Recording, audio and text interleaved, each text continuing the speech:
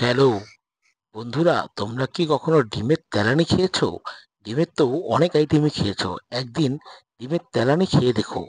ডিম তেলানি হচ্ছে আমাদের রংপুর অঞ্চলের খুব প্রফেশনাল একটি খাবার। ডিম তেলানি খুব সহজেই তৈরি করা হয়ে থাকে।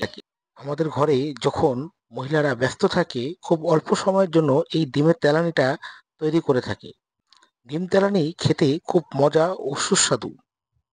ডিম তেলানি হচ্ছে ডিমকে পেঁয়াজ মরিচ সবকিছু মশলা টশলা দিয়ে কষিয়ে ডিমটাকে ওখানে ভেঙে দিলেই ডিমের তেলানি হয়ে গেল।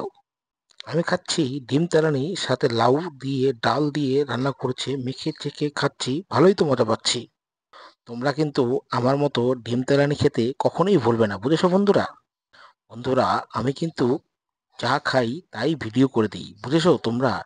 স্পেশাল কিছু আমি করি না। বাসায় যেটা রান্না করে সেটাই খাই, তোমাদেরকে দেখাই।